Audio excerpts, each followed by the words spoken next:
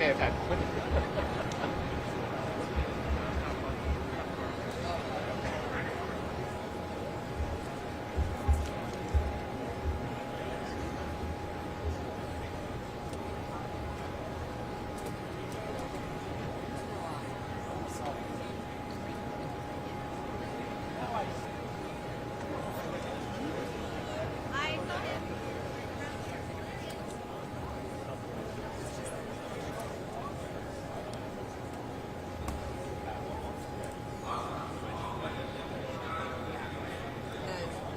Top half is just the laying and what they're laying for.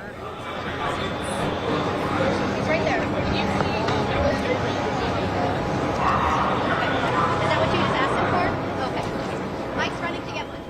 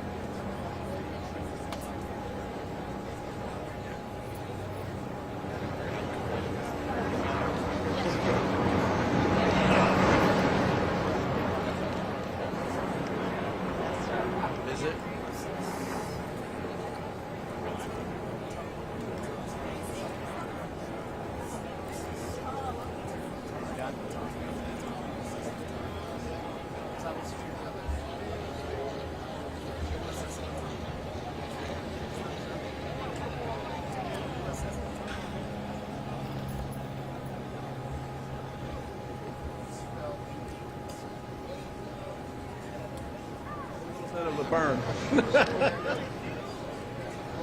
One of those unusual times where I'm glad to have my cap on, actually. Yes, sir.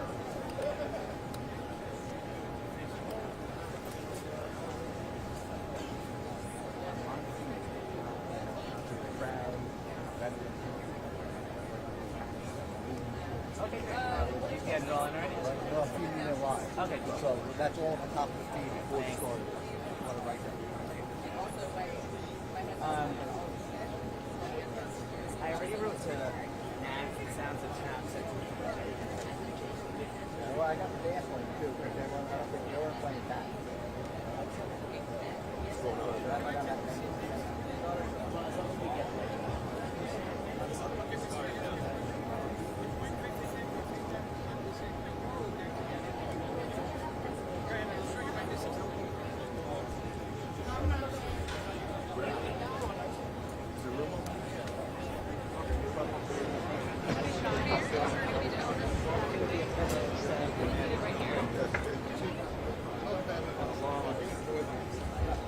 Well, I didn't know how to join it. You're wearing your sunglasses.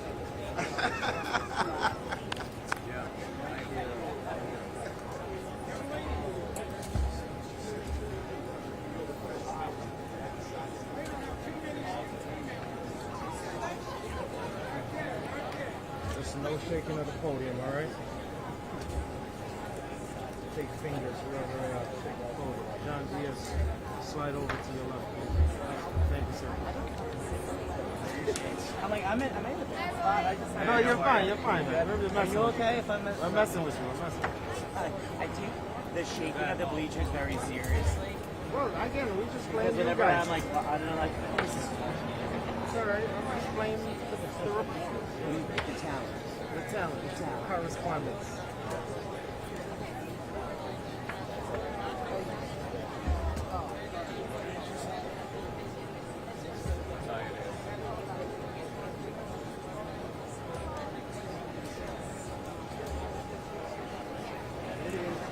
It's good because in like 20 minutes it's going to be all. That's it. Right, Bruce? What an amazing turnout. Have we seen Commissioner? Oh, there's Commissioner Hendon. Commissioner.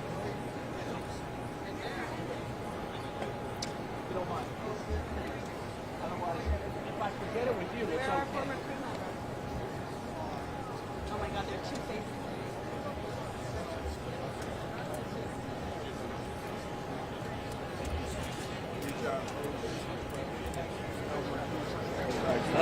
Listen, I hooked you up, didn't they? They sure did. I don't know how that happened. Mic on? Mic live? I have people. Ladies and gentlemen, good morning. I'm Susan Marinov-Zausner, president of the Intrepid Sea, Air, and Space Museum. And on behalf of our Board of Trustees and the entire Intrepid team, it is an honor to welcome you to our annual Memorial Day ceremony. And I am especially pleased to do so as it is the culmination of our first in-person Fleet Week in 3 years.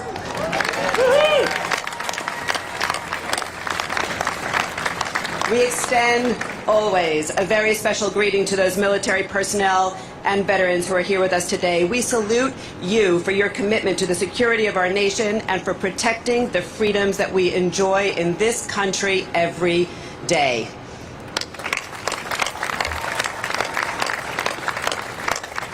Welcome to all of you watching at home, whether you're in New York, across the country, around the globe. Thank you for making us a part of your Memorial Day. I am honored to present our special guests, and I do ask if you will hold your applause until they are all introduced.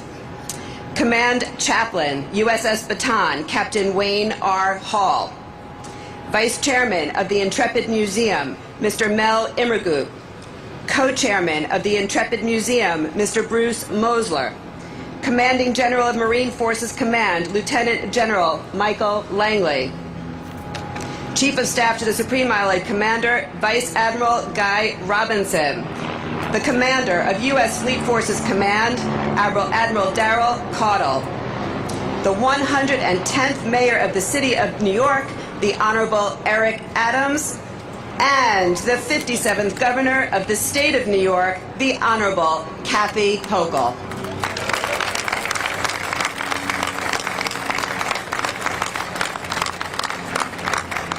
Ladies and gentlemen, please rise as our national colors are advanced by the color guard from USS Bataan, and please remain standing for both the performance of our national anthem by musician second class Holden Moyer and the Navy Band Northeast, and then the invocation delivered by Command Chaplain Hall.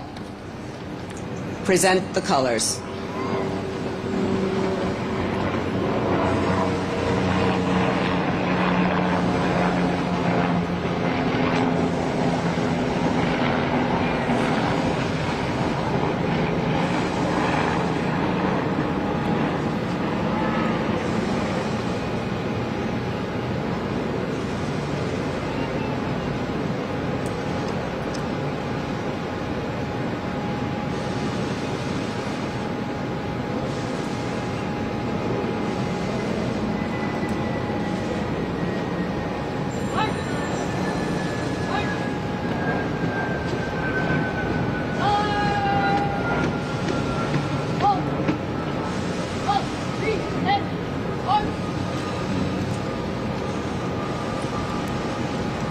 Oh, say, can you see by the dawn's early light what so proudly we hailed at the twilight's last gleaming, whose broad stripes and bright stars through the perilous fight o'er the ramparts we watched were so gallantly streaming, and the rocket's red glare, the bombs bursting in air, gave proof through the night that our flag was still there. Oh, say does that star-spangled banner yet wave o'er the land of the free and the home of the brave?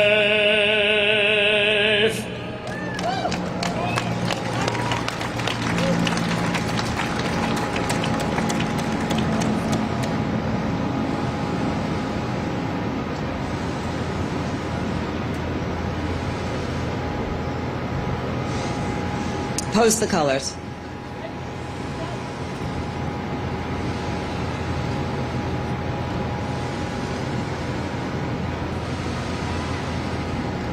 Command Chaplain Hall.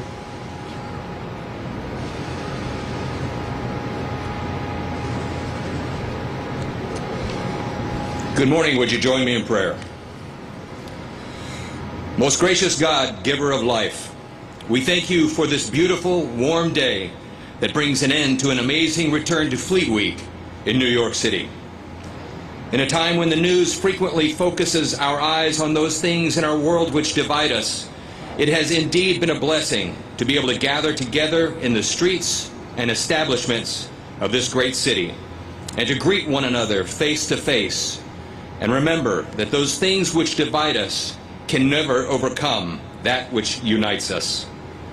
The fact that each of us is made in your image and that we enjoy freedom as citizens of this great nation through our precious Constitution. Thank you for giving us these incomparable gifts. Father, although we know that the gift of freedom comes from you, it does not come without a price. And so we ask that you would be with us as we close this week in solemn reverence, remembering those who paid the ultimate price for our freedom while wearing the cloth of our nation.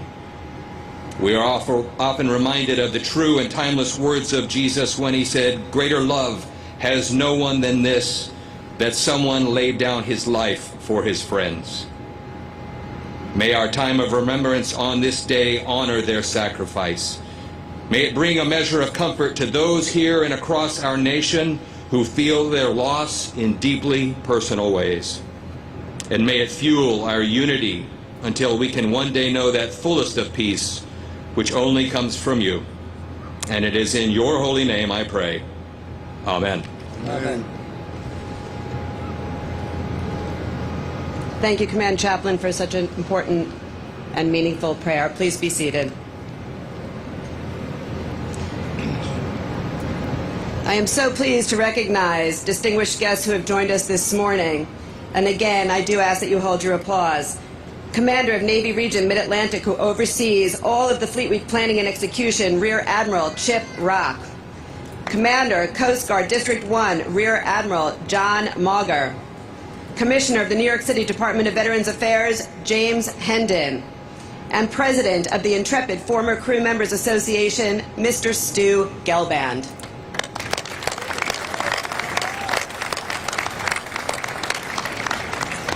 And a very special thank you to the Army Corps of Engineers, whose vessel, the Driftmaster, can be seen out here in the Hudson, flying a large American flag in salute of our ceremony today. So, on Memorial Day, we honor all those who made the ultimate sacrifice protecting our nation and our freedom. And we recognize how especially fitting it is to do what we do next to this legendary aircraft that we call Intrepid. Throughout Intrepid's history, 250 of its own sailors gave their lives aboard this ship and in the skies above. Some of those brave men who served with them are here with us today. So may I ask all of the former crew members of the Intrepid to please stand and be recognized.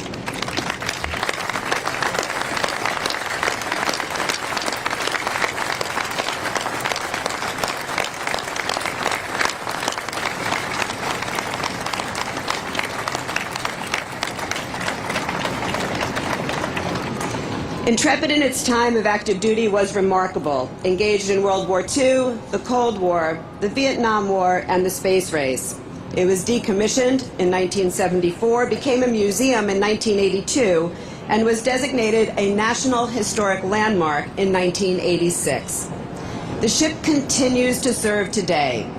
This August will mark 40 years since the museum opened its doors to the public, and for those 4 decades, Intrepid has served as the centerpiece of the Intrepid Sea, Air, and Space Museum, an entire complex, now a leading cultural institution in New York City dedicated to the intersection of history and innovation.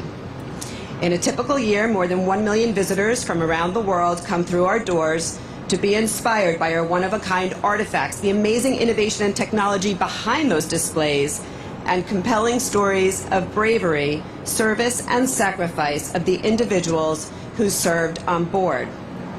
Education is at the heart of all that we do. Our programs, our exhibitions, they amplify the real experiences of those on the front lines of history and the stories behind the engineering marvels in our collection that were shaped by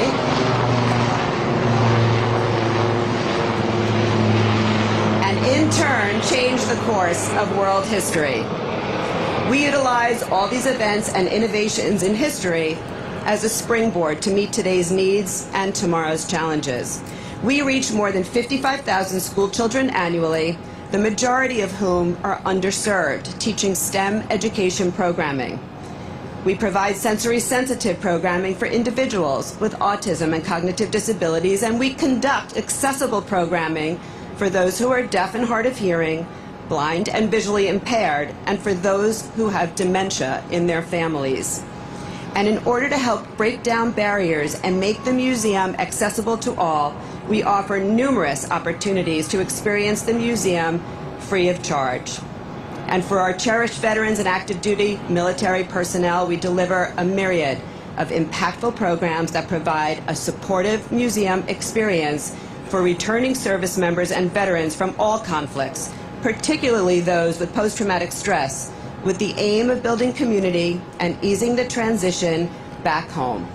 And we conduct similar programs for the families of our veterans and active service members. So to our veterans, you have our promise, our word, that the Intrepid Museum will always be here for you as you have always been there for us.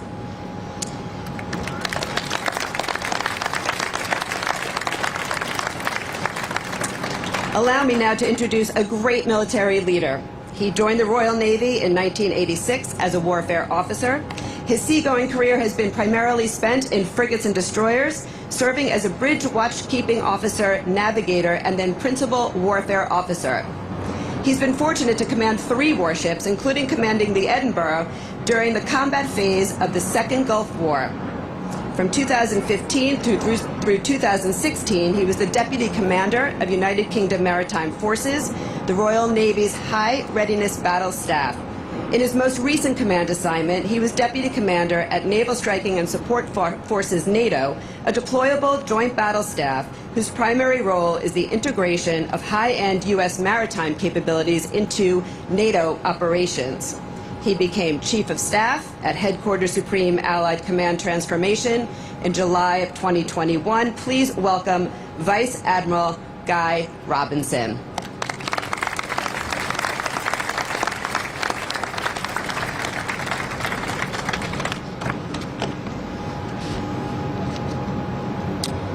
Ms. Susan Marnoff-Zausner, President of the Intrepid Sea, Air and Space Museum, General Langley, Admiral Caudle, Mayor Adams, distinguished guests, dear veterans and families, ladies and gentlemen, thank you for inviting me today.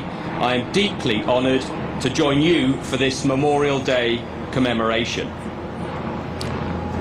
I stand here as a representative of all 30 NATO nations, toiling together to ensure the security of almost 1 billion people across North America and Europe.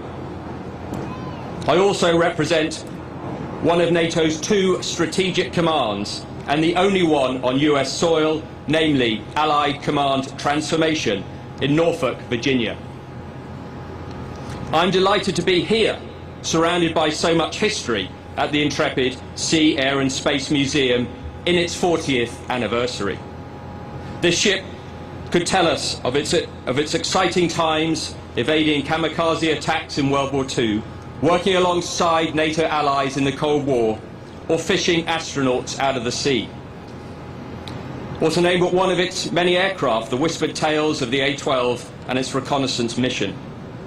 And finally, as I glance wistfully over at Concorde, I will share with you, as a frequent traveller to Europe, my hope that the days of supersonic travel across the Atlantic will hopefully not long remain a historical memory.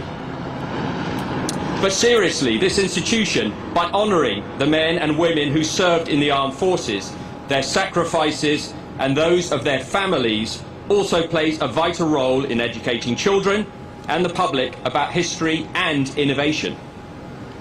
This innovative and educational mission is something that connects our two organisations. NATO has entrusted our command with what we call defence transformation, our mission to ensure that collectively, as an alliance of 30 member nations, we stand ready to meet the challenges of today and of tomorrow, despite the ever-changing character of war.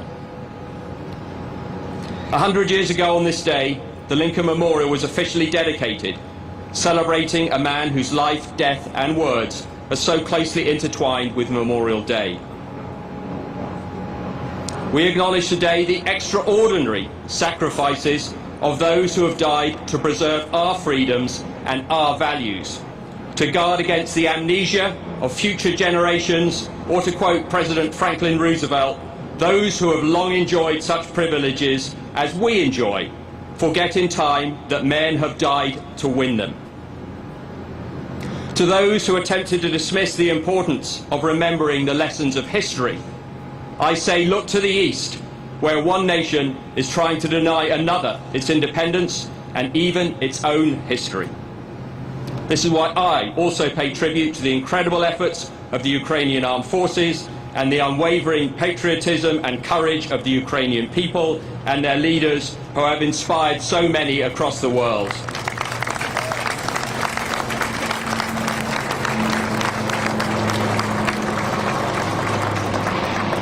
The war in Ukraine is proof that freedom cannot be taken for granted and highlights the importance of cooperation, partnership and determination so that together we can preserve our security and shared values. This is why the NATO men and women working on US soil stand with the American nation to reflect, remember and honour the men and women of the Air Force, Army, Navy, Marine Corps, Coast Guard and Merchant Marine who made the ultimate sacrifice defending this great country, its security interests and the ideals on which it was built. Memorial Day is an opportunity for all of us, your allies, to pay our respects to those who died serving your nation and our alliance, and acknowledge the immense debt we owe them, their families and those they left behind. This is the day we pay homage to all those who served in the military and did not come home. In 1863, standing on the field at Gettysburg, Lincoln reminded us that through their deeds, the dead of battle have spoken more eloquently for themselves than any of the living ever could. But he also stressed that we can only honour them by rededicating ourselves to the cause for which they gave their last full measure of devotion. And this is what we, members of NATO's Strategic Command in the USA, are trying to do. We make sure the Allies continue to have the best warfighters in the world, equipped, trained and led by the finest men and women our societies produce, to ensure we can continue as history's greatest and most successful military alliance. Of course, we understand, as guests of your great nation, that today is primarily a day of solemn contemplation and an acknowledgement that freedom has a price. I cannot therefore praise the commitment of our military forces without thinking of those who have sacrificed so much in all theatres of operations for our countries and the alliance. In the wake of September 11, NATO invoked Article 5 of the Washington Treaty for the first and only time in history. And as allies, we engaged together in Afghanistan to ensure that no terrorist attack on Allied soil would ever be planned from that country. So I pay homage to all the men and women from our nations, our partners and friends who contributed to our peace, particularly those who shed their blood, risked their health and lives for our freedom and the security of each and every one of us. Let's honour those who served and those who continue to serve. Thank you.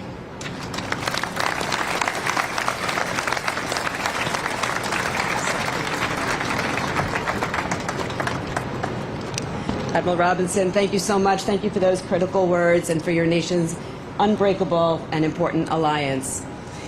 I am proud to introduce a dedicated, intrepid leader, a longtime vice chairman of the museum. He was chairman of one of Wall Street's premier firms for almost 20 years. He served for many years on the Defense Business Board of the Department of Defense and on the senior advisory boards of both the United States Southern Command and European Command. He's recently been serving as an advisor to many four-star admirals with respect to their transitions from the military to the private sector upon retirement. He's a recipient of the Exceptional Public Service Medal, among the highest civilian awards of the Secretary of Defense. Ladies and gentlemen, please welcome Mr. Mel Immergut.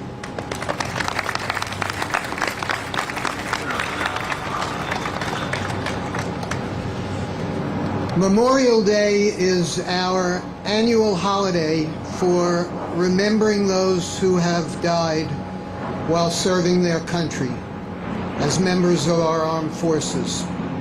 We are truly blessed today to have as our Memorial Day speaker, alongside Intrepid, Admiral Darrell Caudle, the current commander of United States Fleet Forces Command, which is one of the largest components of the entire United States Navy, the most powerful and largest naval force in the history of the world.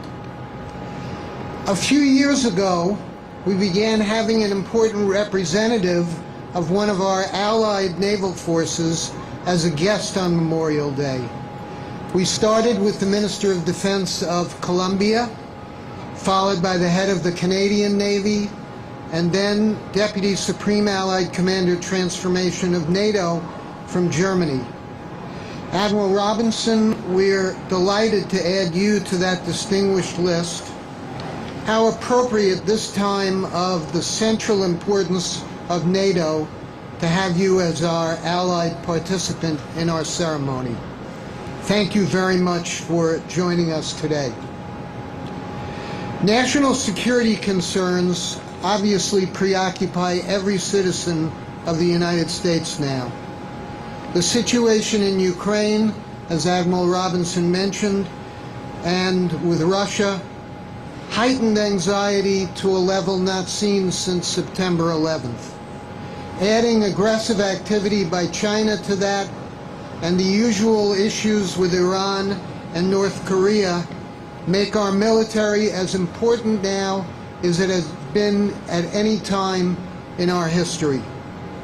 Intrepid is, besides Grant's Tomb, the only major military installation in the capital of the world, New York City.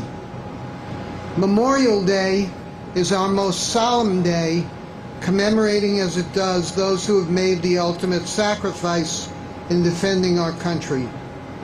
It's therefore inspiring to have as our speaker on this Memorial Day, alongside this great ship Intrepid, a leader like Admiral Caudle.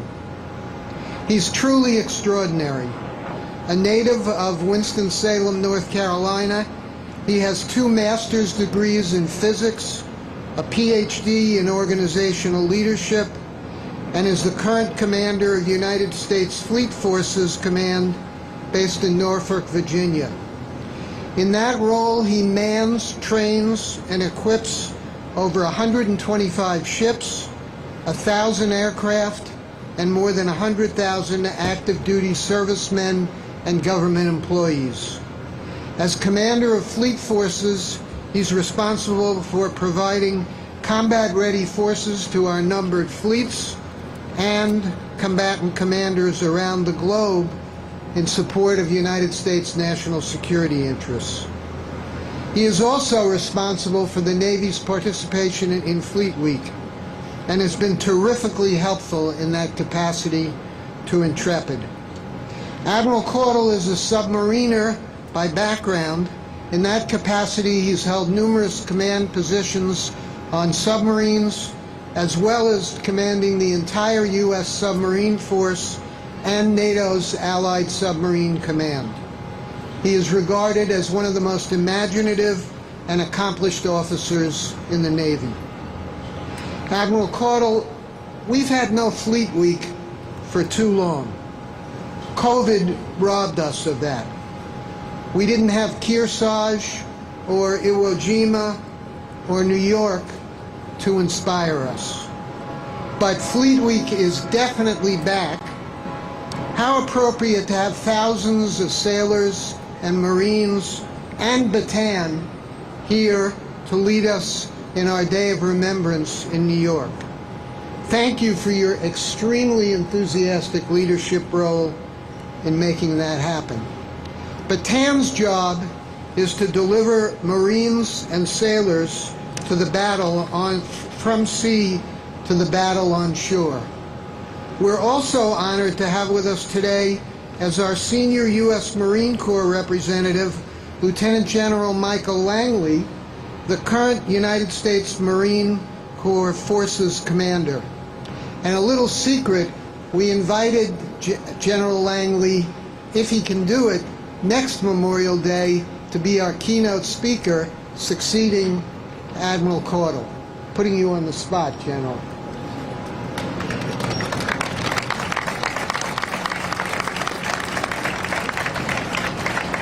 Our Memorial Day ceremony involves remembrance of all of our soldiers, sailors, Marines, airmen, cuttermen, and women who have given their lives so we may be free. We have had a tradition of Memorial Day speakers from all branches of the military. Obviously, being alongside Intrepid and with Bataan right next to us, it is particularly powerful to have one of the nation's leading naval officers as our speaker this year to lead us in our remembrance. It is with great honor and respect that I present to you the Commander of United States Fleet Forces, Admiral Darrell Caudle.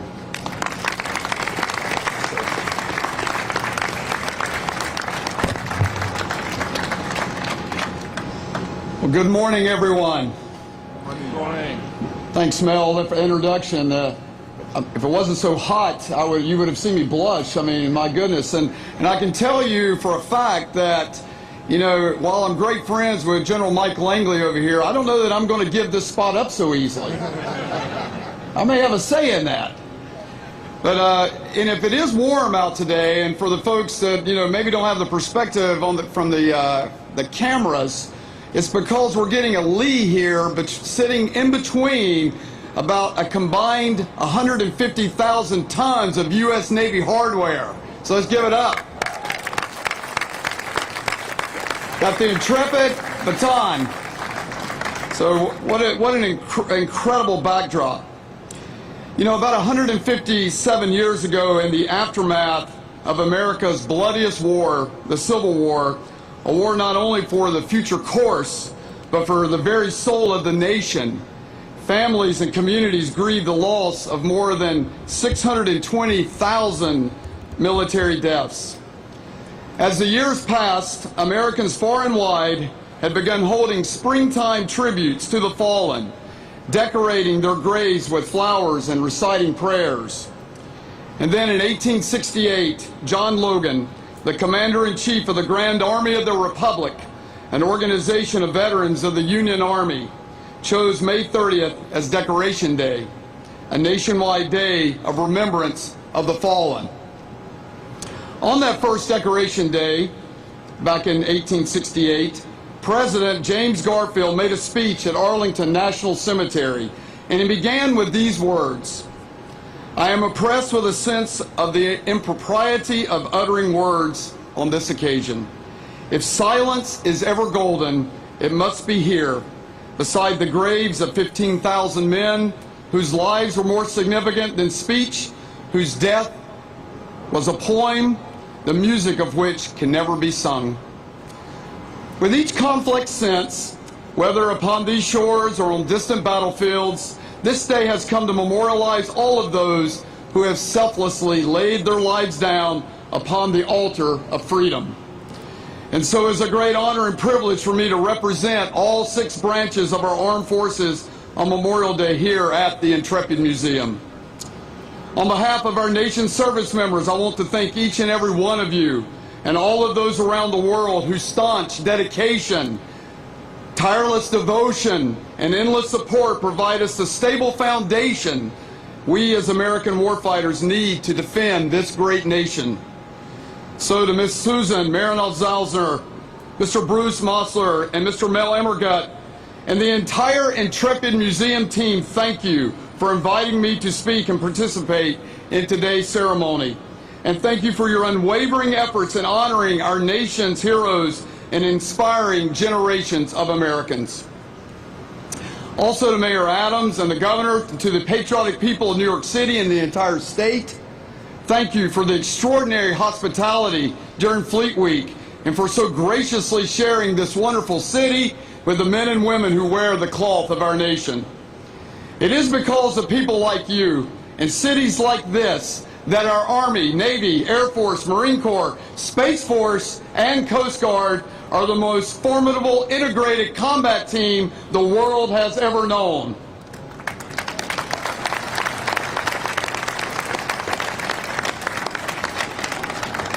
This week's Fleet Week was an overwhelming success. It was absolutely great to once again see our Navy and Coast Guard ships docked in the harbor again after a 2-year pandemic hiatus. And without question, I know the over 2,500 sailors, Marine, and Coast Guardmen loved every minute of it, and I know I did too. It's fantastic. I truly hope that each of you had a chance to talk with some of our service members this week, because if you did, I'm sure you came to understand the same sentiment our senior Department of Defense leaders know in Washington, that our service members are our greatest competitive advantage against the malevolent forces around the world, those who are intent on disrupting the peace and prosperity that our forebears fought so hard to secure. Since our nation's founding, our people have fought together as one in defense of America, to preserve the American dream, to safeguard the promise of a better future, and to uphold the proclamation of we the people. Those who have donned the cloth of our nation have hailed not only from North America, but from all corners of the world and from every walk of life, each with different backgrounds and experiences, and together each personify what is best about our country, our resolve and inability to ever give up.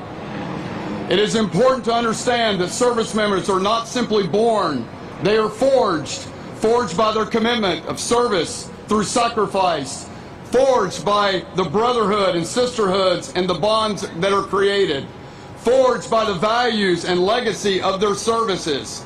That legacy is defined by a long list of Americans whose courage, heroism, and sacrifice upheld the highest tradition of what our nation stands for, and forged by the unbreakable bonds of partnership, peace, and prosperity around the world in defense of the American people and our partners and allies. And it is for them that today Americans everywhere take time to reflect upon the honorable service and heroic self-sacrifice of the countless sons and daughters, brothers and sisters, parents, families, and friends who proudly wore our nation's cloth and paid the ultimate price. I see the best in our nation each and every day in our service members, in every service member's spouse, in every military dependent and family member. Their support is what underwrites the excellence of our armed forces. And as my wife Donna has told me so frequently throughout my career, those who wait serve too.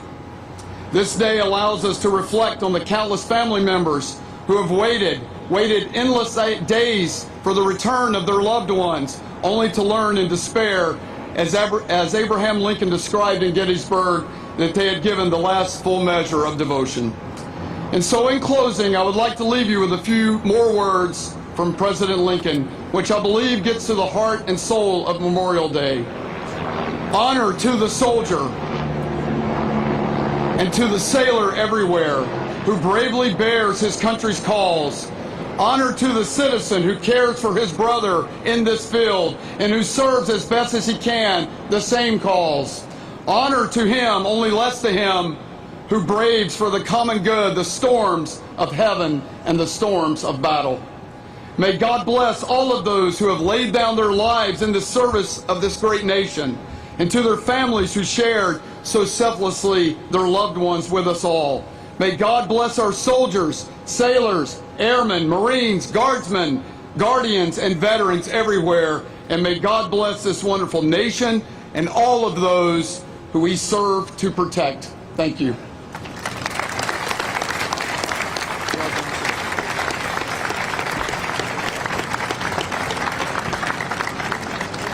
Sir, thank you so much. Thank you for your service to our nation.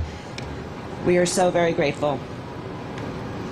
Ladies and gentlemen, it is now my pleasure to introduce the co-chairman of the Intrepid Museum. He is currently chairman of global brokerage of Cushman & Wakefield and helped to launch and now serves as chairman of Cushman & Wakefield's own veterans hiring platform known as the C&W Military and Veterans Programs.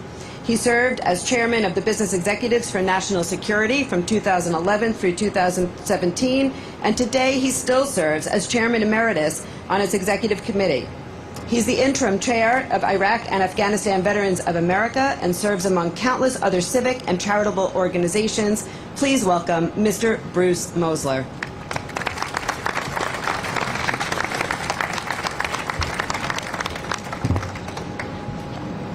Thank you, Susan. Good morning. Is it not great to be back in person? Here we are. As Susan has already said, we are both proud and humbled to extend our gratitude and recognition to our very own Intrepid crew members, and in particular to those members of past crews who gave their life in service to our great nation. Ladies and gentlemen, distinguished guests, members of the military, welcome to the Intrepid Sea, Air, and Space Museum on this most solemn occasion. Thank you, Admiral Caudle and Vice Admiral Robinson, for your powerful and poignant words. I am reminded on this solemn day of what Admiral Chester Nimitz said of the American sailors and Marines who fought on Iwo Jima.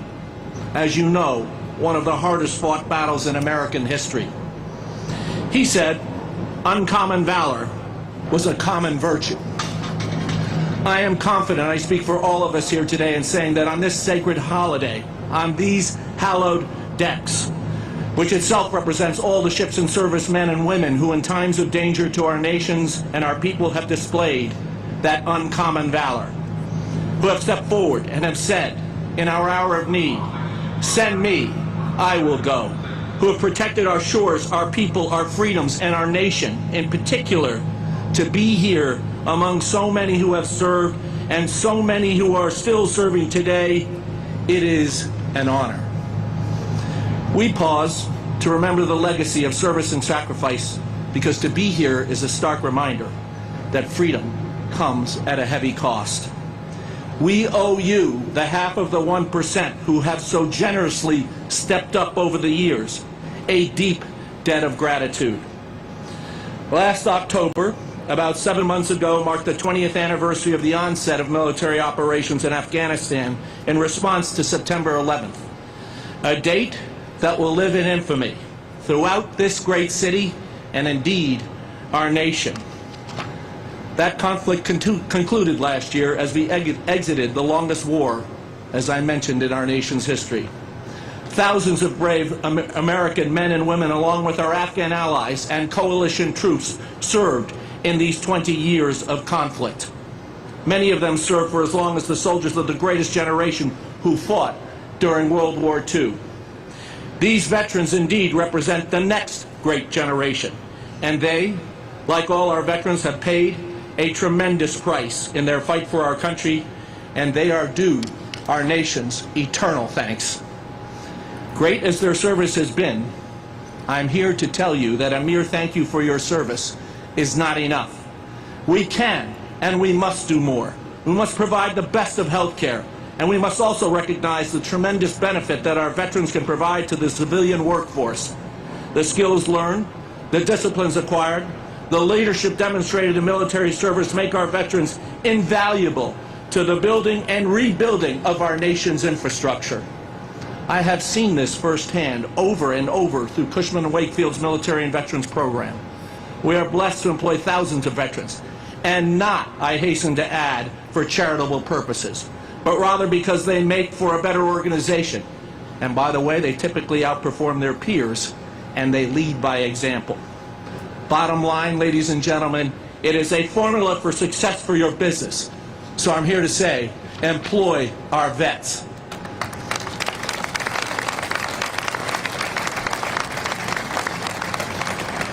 And finally, though today is typically reserved for recognizing America's fallen, we cannot fail to recognize others fighting to preserve their own freedoms. The Ukraine people have shown us an inspirational level of defiance and resolve in the face of what we all thought at first were perhaps insurmountable odds. This reminds us of the fragility of democracy and the clear existence of new existential threats throughout the world. Indeed, we are at the precipice of a new Cold War. But we must stand beside those in that country who are fighting for their homes, their families, and against unbridled aggression for the sake of all of democracy. And now, ladies and gentlemen, I am privileged to introduce a great New Yorker and a great American. Eric Adams has shown a lifetime commitment to New York. He grew up and went to public schools here. He joined the NYPD intending not only to serve his community, but also to improve how the department interacts with all minorities. And eventually, through hard work and dedication, he rose to the rank of captain. He championed the city's interests as a state senator in Albany and as president of our largest borough in Brooklyn. He has demonstrated tremendous leadership time and again in the face of COVID. Today, as our mayor, he is committed to ensuring the safety of all New Yorkers so that our families, businesses, schools, and frankly, all communities can succeed and grow. And he understands that our city must have safe streets to flourish as the center and capital of technology, finance, healthcare, media, and the arts. He has pursued that goal in 20 years in the NYPD, and he supports it now as our leader. We thank him for his great commitment. He is the hardest working mayor in this nation, bar none. Ladies and gentlemen, it is my privilege to introduce the 110th mayor of the city of New York, and a man I'm honored to call my friend, Eric Adams.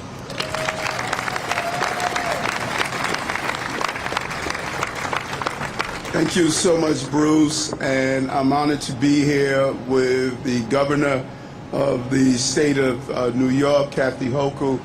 And the assignment today is to take a moment as we go home and read through the national anthem. We often hear the words in a chorus, but each word is so significant. And yes, soldiers are forged, but also patriotism is forged.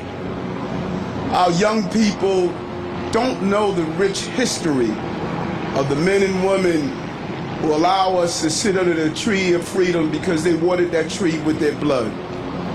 They don't know what it is to understand just how special this country is.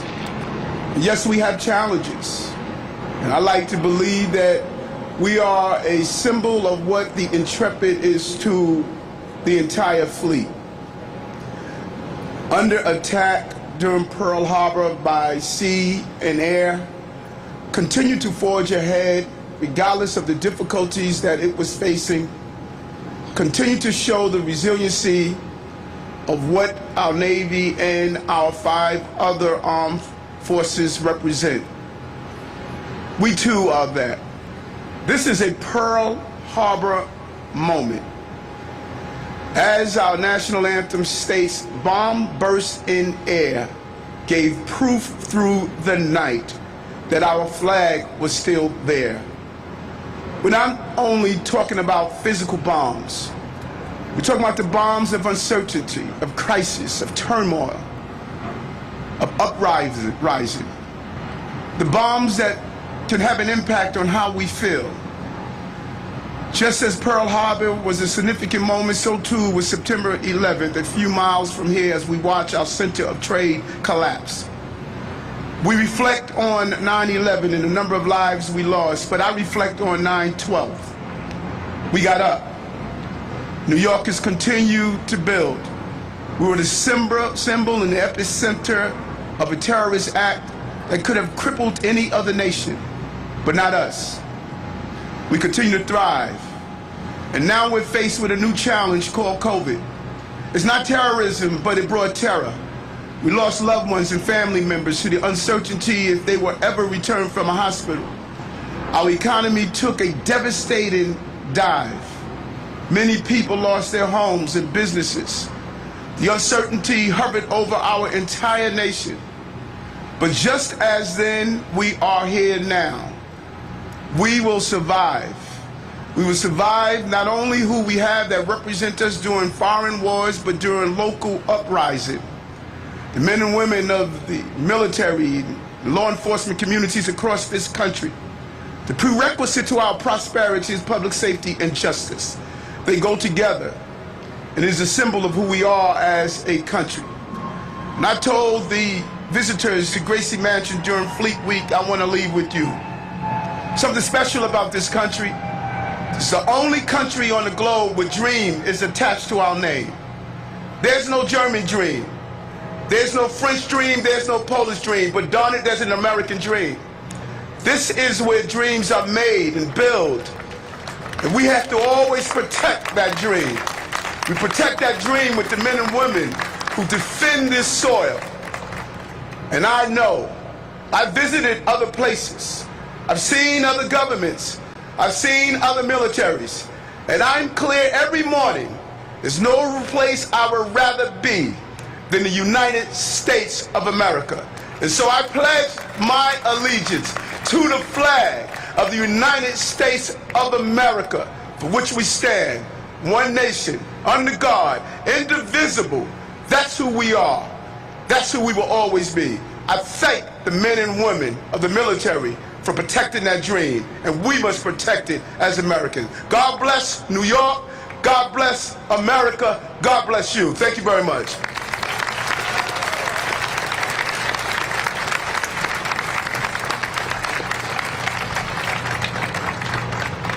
Mayor Adams, no words. That was just brilliant. Thank you for your everything. It is my pleasure to introduce our next speaker. She began her career in public service on her local town board before serving as Erie County Clerk, and then as a member of Congress for New York's 26th Congressional District. More recently, she served in statewide office as Lieutenant Governor. While in Congress, she served on the House Armed Forces and Homeland Security Committees, traveling to Afghanistan to confer with military leaders and meet with active duty men and women. Her focus in Congress was job creation and bridging the skills gap by bringing together business and academia and creating opportunities for returning veterans. It is a privilege. Please welcome with me the 57th and first female governor of New York State, the Honorable Kathy Hulkel.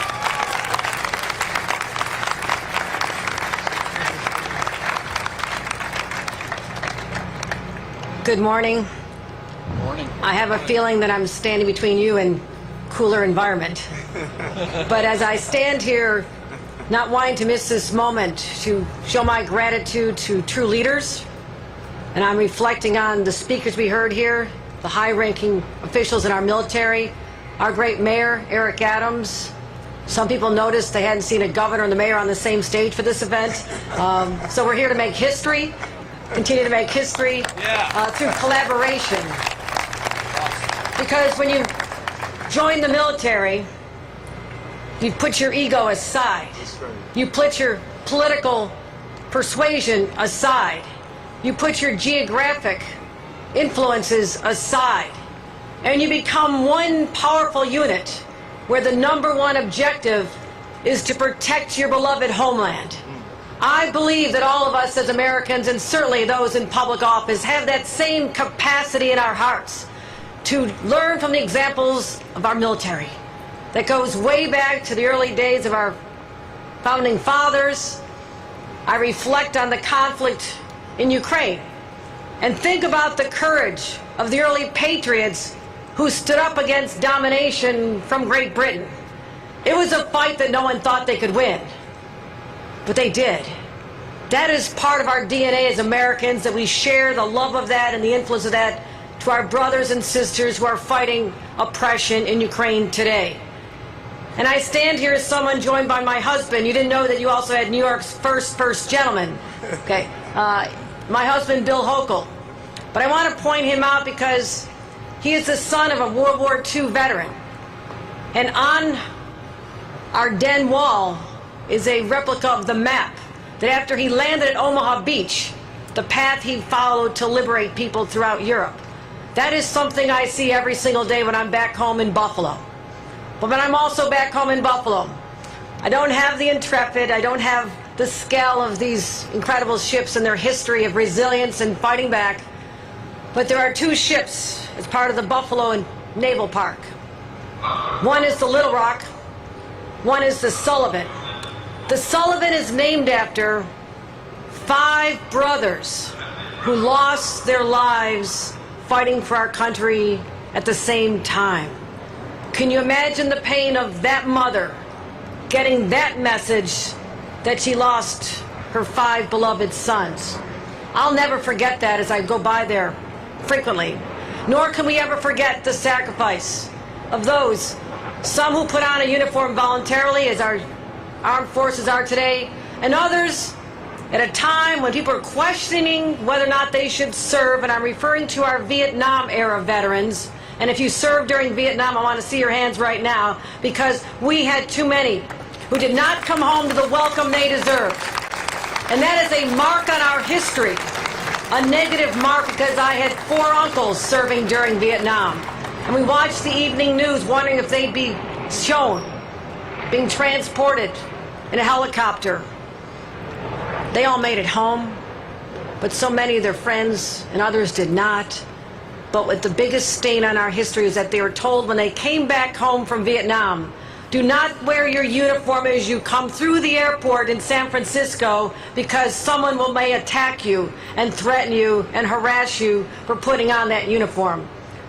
My friends, that will never happen in this nation again. We learn from that mistake. We honor those who are willing to serve, because they all step up with the expectation and their family's expectation they'll come back home. But today we reflect on those who didn't, and what that sacrifice meant to the building of a young nation into the powerhouse that it is today. We are the example for the rest of the world. And at the very foundation is our respect for rule of law, but also international law, where we will protect our rights at home and abroad, and stand firm against terrorism abroad, and as we've seen most recently in my hometown, domestic terrorism. We stand ready to fight. It's in our DNA as New Yorkers. We always embrace a good fight if it's for a worthy cause. And the protection of freedom, the foundation of our very country, will always be that worthy fight. I just left the 9/11 site just minutes ago before I came here. It was the 20th anniversary of the last remains being removed from 260 days where people came together exposing themselves to toxins and contaminants. And so the last 20 years we've been burying people, not who died on 9/11, but those who succumbed days and years afterward. That is the courage that we all know as New Yorkers. And I'm asking everyone in this city and this state to call on that courage, to call on that resiliency, to call on that DNA as we show the rest of the world what we are made of. We stand up for our rights, we stand up for our freedoms, we stand up against tyranny. And lastly, I had the privilege of serving on not only Homeland Security, but the Armed Services Committee. I wanted those committee assignments. They took me to Bahrain. I had a chance to meet the leaders of the 5th Fleet. I saw the dedication as people were scouring day after day for threats that could come through the Mediterranean Sea. I went to 5 battlefields in Afghanistan. I sat in a tent in Kandahar, another one in Helmand Province. I sat with New Yorkers, and I asked them their biggest fear, and this will never leave me.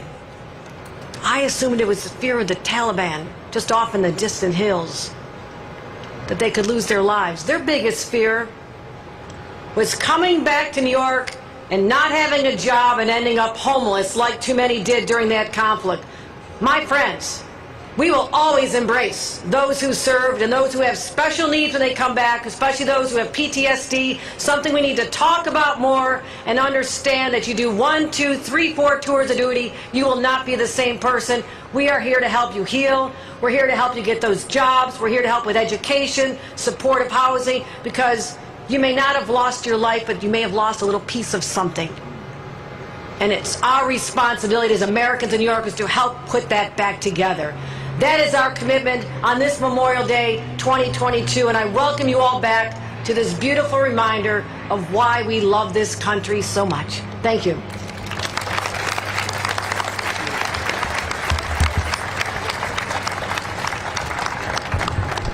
Governor, thank you so much. It's a privilege to have you here. Thank you for your These guys service are going. I have someone to our state and to our veterans and active military.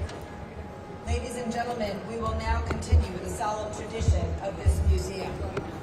We will lay 4 memorial wreaths on the Hudson River in memory of the brave men and women heroes who made the ultimate sacrifice for our country. The first wreath honors United States military personnel lost in current conflicts. The second honors United States military personnel lost in all conflicts throughout our history. The third honors intrepid crew members who we have lost, and the fourth honors those lost from allied nations. As I call upon those to lay the wreaths who have left the stage, may I ask all others to please remain in your seats. Can you go like up and over? Is that all right?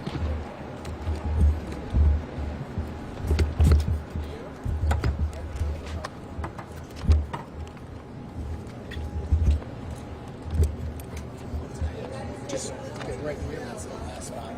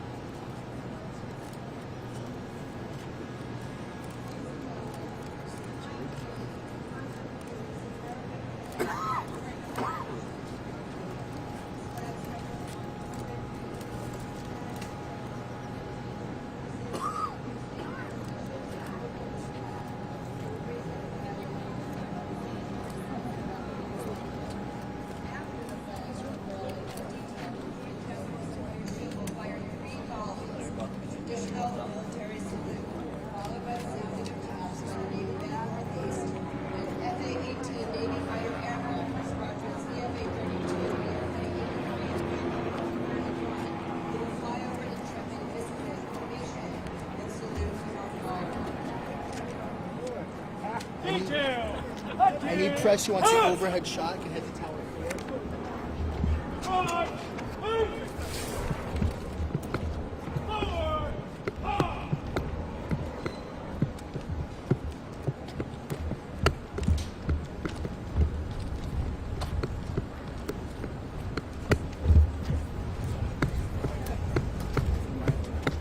Go give the green light.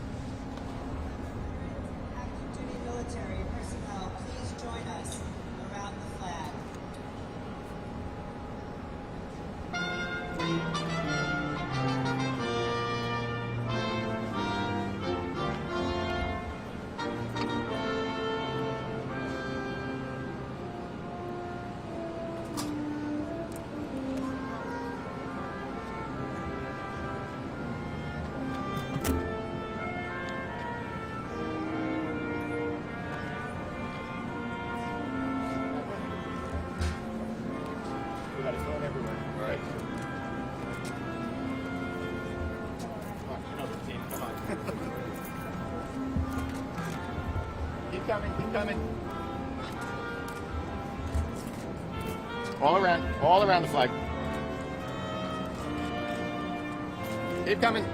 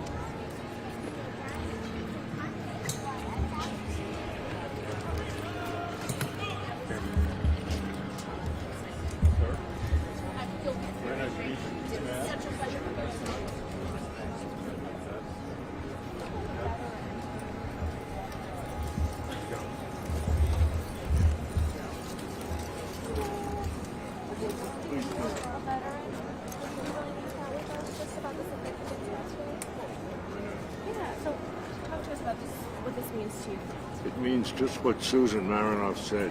It's not a day for fun, it's a day to remember our fallen servicemen and women. Tell us about your time in service. I spent 2 years on the Intrepid, from 1960 in April till 1962 May. Two of the best years of my life when I look back on them. And just, you know, obviously this is something we have to remember the significance about Memorial Day. A lot of the younger folks sometimes do not know it. What do you want them to know and take away from this? They have to learn. You know, the schools should be teaching it, even if they touch on it a little bit. Maybe the kids will ask their parents or their grandparents. You know, my grandchildren know. I told them. And anyway, it's just a shame that people don't know what these servicemen went through. Even the ones that survived, it was hell, I'm sure. What's your first and your last name? Richard Mills. Were you in the Navy? Yes, on the Intrepid. Thank you.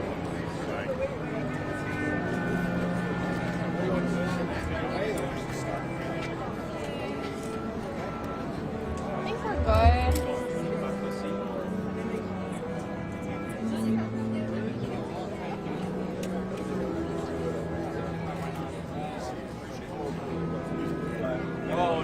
I think we're good. Let's not go there. No.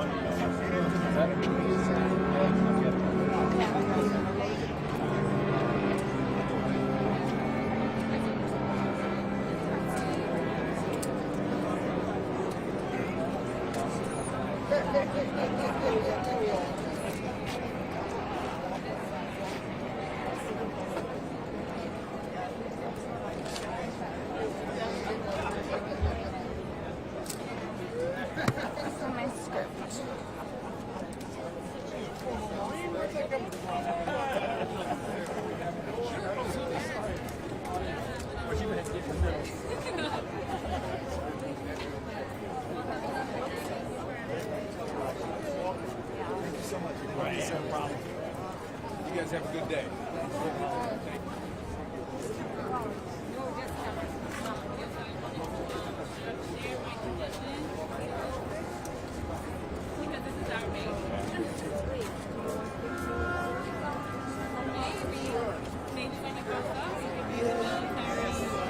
He can be in the military like his father, but I was for my country in Colombia. So you were in the military? Yeah, but not in this country, in my country, in Colombia. And I want to join here, but I don't know if I can because I'm 34 years old, so I don't know if I still can join, but I want to. And I wish he won when he grows. What he will defend? Like, what do you think? What he have to stand for? What your son has to stand for when he will grow up? What the values he really has to defend? Oh, like, you know, respect and you know, just to help me out. How long did you serve in Colombia? Did you say? How long? For 2 years. For 2 years now. Why was it important for you guys to come here? Why was it important for you guys to come out here? Oh, because I'm from here, so he's from Colombia, and you know my son is born here in the U.S. So I want to show the tradition that we have. So I wanted to give that to him. May I ask you your name? My name is Cheyenne. And yours? Johan. And Johan. This is Stefan. And you? This is the next one. He's going to join. Big family. Oh. This is going to join. Oh, really? You consider to join the army? Where you want to serve? In the Marine. In the Marine? Why? How do you choose? I don't really know. I just kind of like how they do things and respect others. How old are you? 14. 14. All right. Thank you. Thank you.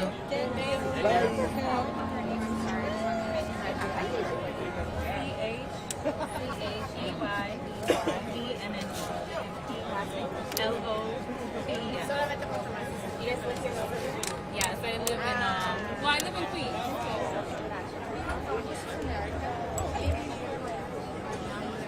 Thank you.